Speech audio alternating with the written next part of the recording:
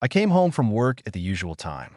My wife has been ironing one of her cocktail dresses for the past 6 years. Thinking that we had plans for the evening, I was glad. I love taking my wife out into the city. When we went outside, she always looked very beautiful. She was with me, and they could only watch. I never stopped liking her dark skin. She was the daughter of Mexican immigrants and deep brown eyes. She did crew training in college, rowing for the uninitiated, and still has a muscular physique, although the muscles have lost some of their sharpness, since lately she has been doing more running and aerobics than rowing. Before I could ask her about our plans for the evening, she turned the conversation in another direction.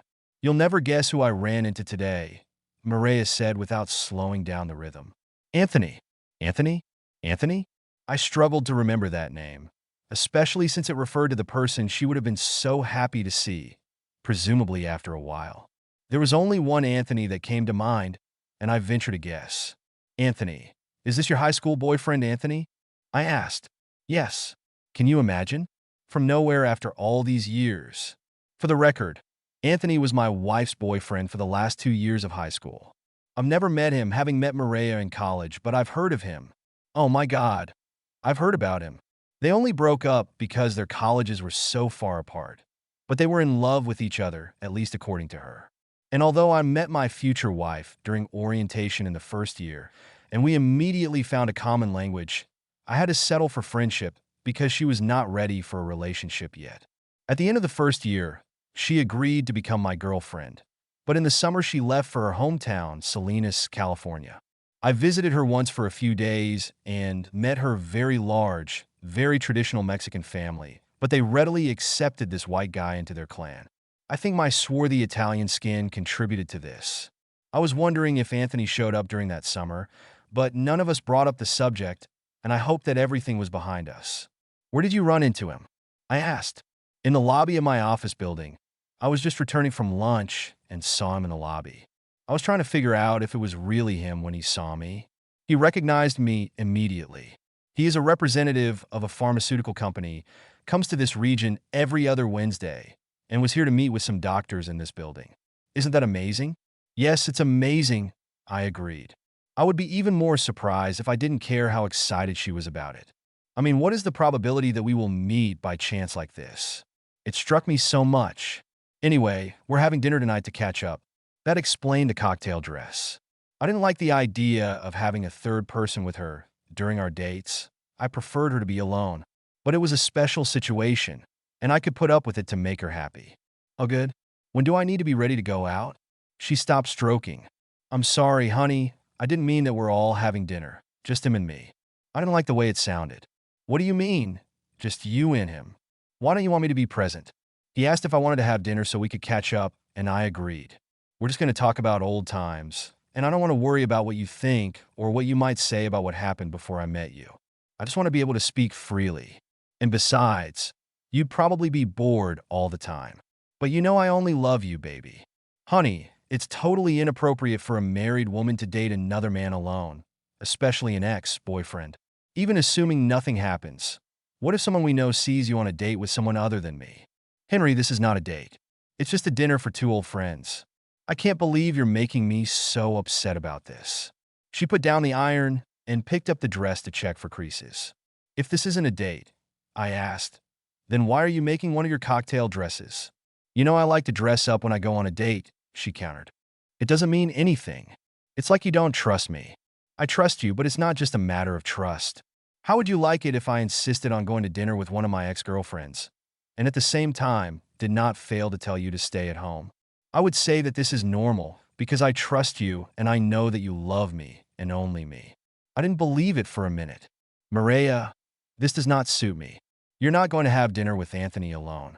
Either you're not coming, or I'm coming with you." It made her angry. "You are not my father. You are my husband. I'm a grown woman, and you can't tell me what I can do and what I can't do. I'll go, but you won't, and if you don't like it, then it's very bad." She took the dress off the ironing board and went into the bedroom, closing the door behind her. I took a beer out of the fridge and sat down at the kitchen table. We always discussed such things until we came to an agreement on how to proceed. Not once has either of us told the other that we will do what we want, and if they don't like it, then it's very bad. When she finally came out, I had to admit that she looked great, although my main thought was that she looked too great for what she had to do. As she passed me, she stopped and kissed me on the cheek. We'll talk about this in more detail when I get home, okay? There was nothing I could do about it. We've already talked about this, and you've made your position clear. You're going to do what you want, and I don't care what I think about it. It's good that you know our rules for the future. Just don't forget to use a condom. I'm not going to make love to him. It's just dinner. Damn you. With that, she stormed out of the house. I went to bed early. She left the house at about 1900 hours, and I heard the bedroom door open at about 22:30.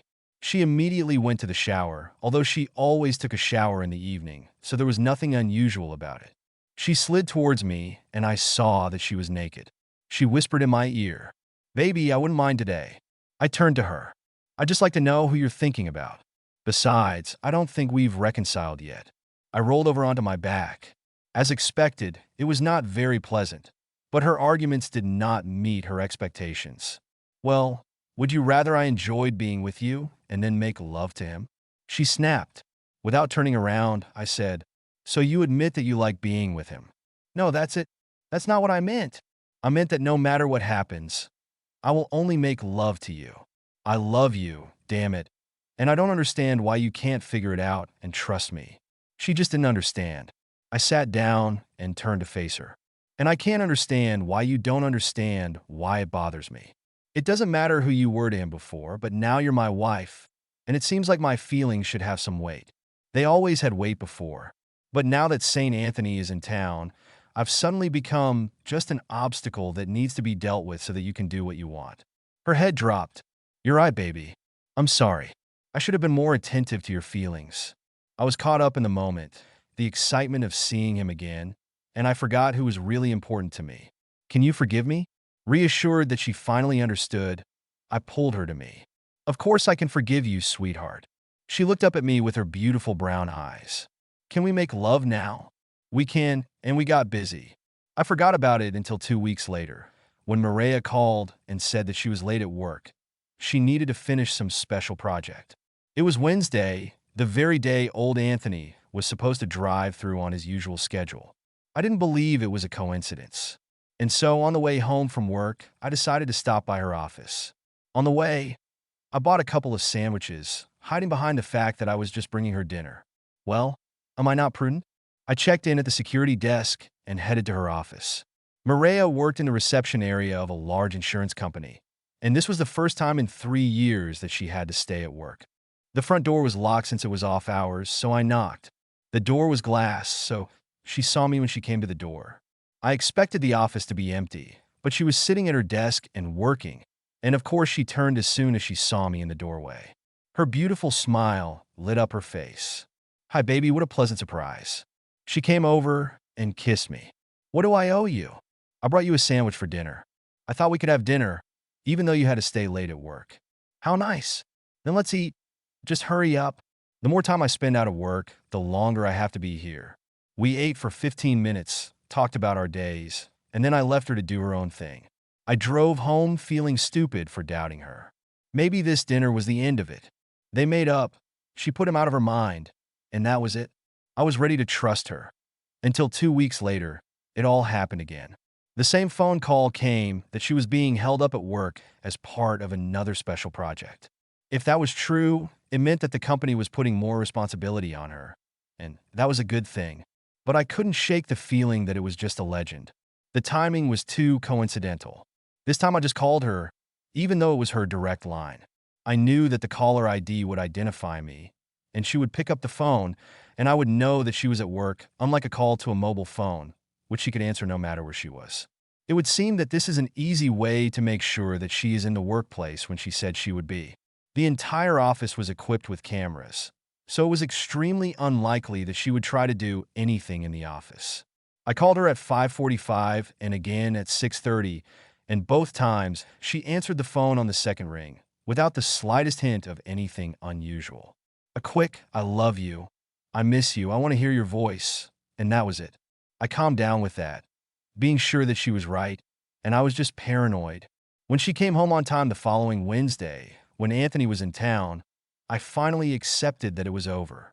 2 weeks later, Mireya called again and said she was late at work, but it was Thursday, not Wednesday, and I relaxed. Then it happened every other Thursday, but I still called every time at least once so as not to lose my head. She always answered. Perhaps everything would have continued like this if it hadn't been for the office party hosted by Mireya's insurance company, which took place about 4 months after the start of this trial. It took place after work on Friday in the banquet hall of a nearby Mexican restaurant. They held two such events a year, one at Christmas and one in June, when this event took place.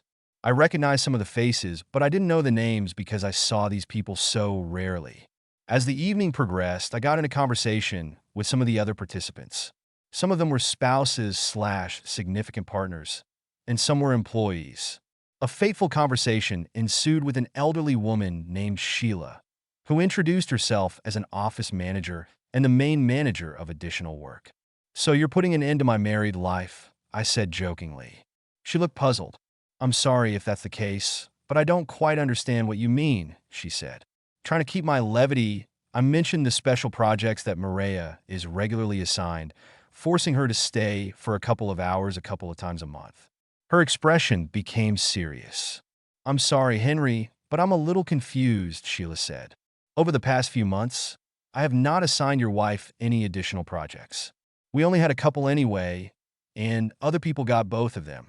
I know that in the last few months she has sometimes worked late, but this was done in order to compensate for the 3-hour lunches she took to run errands." Well, didn't I feel stupid? I mumbled some excuse that I was confused, while a huge lump formed in my stomach. I went to the bathroom, but somehow I managed to hold on to my dinner. I took my wife at her word. That's what trust means, and it looks like everything went to waste. The fact that she stays late to cover a long lunch just didn't occur to me. The transition to Thursdays was explained quite simply. Anthony could simply make changes to his route. Maybe he did it because it seemed to me that I had become suspicious since I was checking on her, or maybe it just happened that way. In any case, everything was clear now. All that was missing was evidence. When the next every other Thursday came, I parked my friend's car in front of my wife's office building. And of course, just after 12 o'clock, I saw my wife and the one I thought was Anthony come out of the lobby, holding hands, and headed for the parking lot. I took some pictures while they were walking. I was a little surprised that they were so open. Maybe her colleagues didn't know exactly what I looked like, but I assumed they knew it wasn't me. They got into a Ford Taurus. Mireya had a Camry, so I assumed it was his car, and drove out onto the road. I was right behind them. The traffic was heavy enough that I could stay close without being noticed, and they drove into the Super 8 motel, circling it from behind and missing the office. Apparently, he was prepared. I took a parking spot next to them and took a picture of them. He led them out, opening the door of the hotel room. While waiting, I made several calls, arranging an appointment with a lawyer and informing the office that I would be away for several days. But mostly I sat and waited. Finally, at about 2:30 a.m., the door opened. I started snapping pictures again. Mireya was still buttoning and straightening her clothes. Her hair was noticeably disheveled. I didn't need action shots to figure out what was going on there. And I didn't need them either. The fact that she was with him at the hotel was proof enough for me. I put the phone away and went home.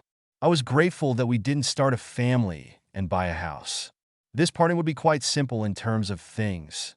There were only our cars and some money in the bank, which were easily divided 50-50. The call came in as expected. She was working late on another project again. I just said that everything is fine and I'll see you around 7:30. I didn't call her in the evening, deciding that it didn't make sense, but she noticed, and I had to think further. "Honey, I've been looking forward to your calls. You call me every time I was late at work to tell me that you love me. What happened?" "I'm sorry, baby.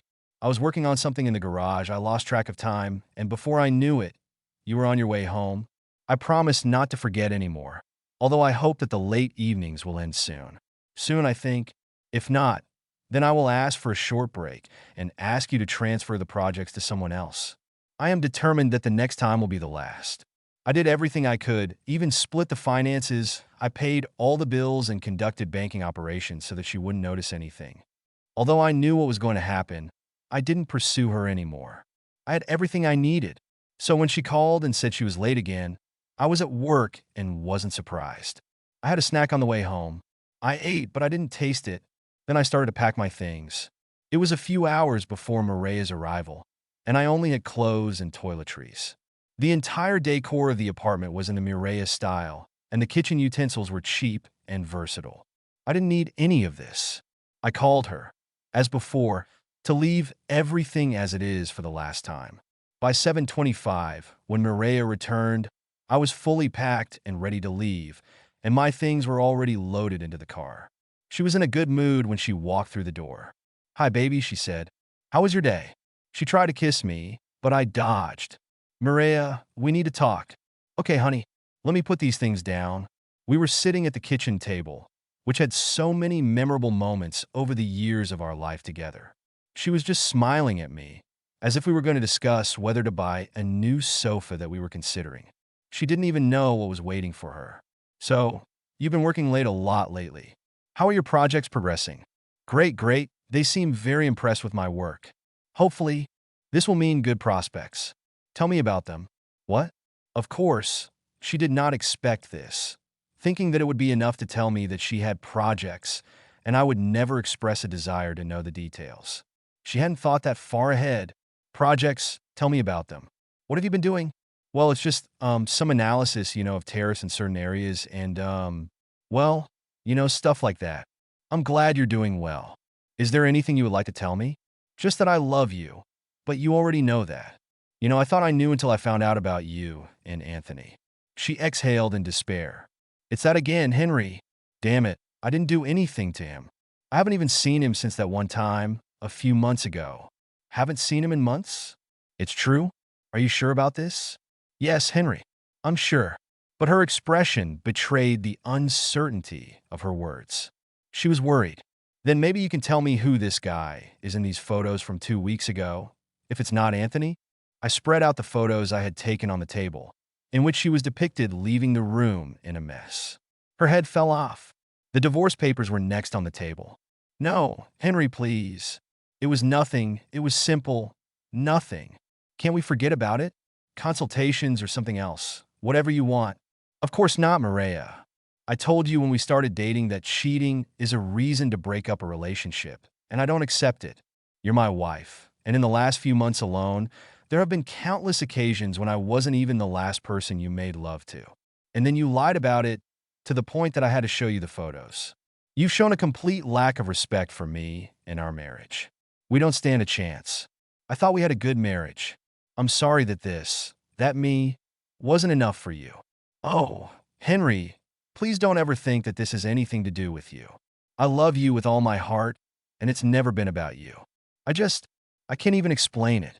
All those old school feelings came back when I saw him for the first time, and I wanted to experience them again. That first night we just had dinner, and I thought that would be the end of it. Then he kept invading my thoughts.